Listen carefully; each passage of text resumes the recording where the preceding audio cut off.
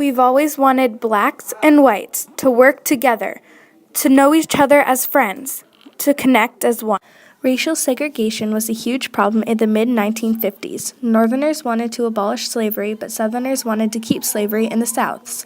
Whites said that they were inferior to blacks because blacks were dirty and not human. Water fountains and bathrooms were separated, yet they were next to each other. Hotels, restaurants, and classrooms were also separate.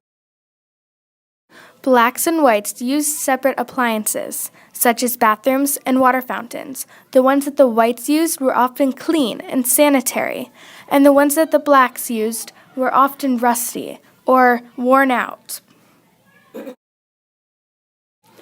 Groups of blacks would get together every evening and decide how they were going to stick up for themselves or how they were going to fight without using their fists. Then they would go into the white section in restaurants and sit down and show them that they are people too and they shouldn't be treated like animals. During the segregation, groups of black people would gather together to protest against the white people who thought they weren't human. They were often met with getting hung and even getting sticks thrown or punched or beat up. During the children's revolutions, many of the black children were often met with the harsh blows of the fire hoses used to put out fire, but now used to injure blacks. If the black children continued to protest, the police officers would come in with their dogs and release their dogs happily and gratefully that they'd be getting rid of the rats. The KKK were a large group of white people that were against blacks, and they wore these white robes and white masks over their faces so no one could recognize them. They performed very violent acts to try to execute all the blacks. The KKK was also known for one of their main violent acts that's known by everyone.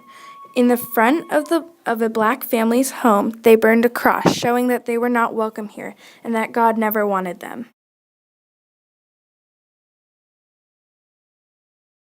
The KKK deliberately planned to blow up buses filled with hundreds of black people coming home from prisons.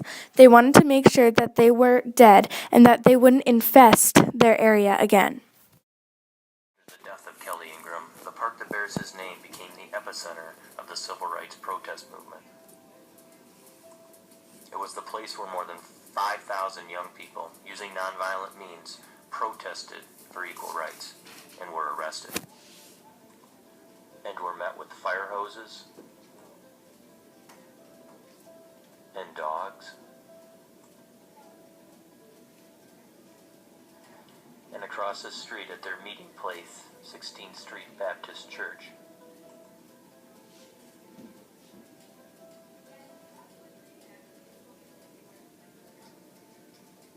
they were met with dynamite. Today, Kelly Ingram Park is a place of reconciliation, reflection,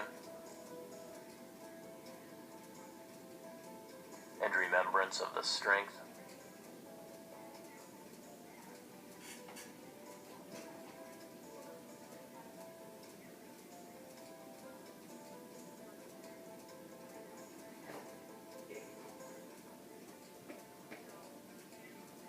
and the courage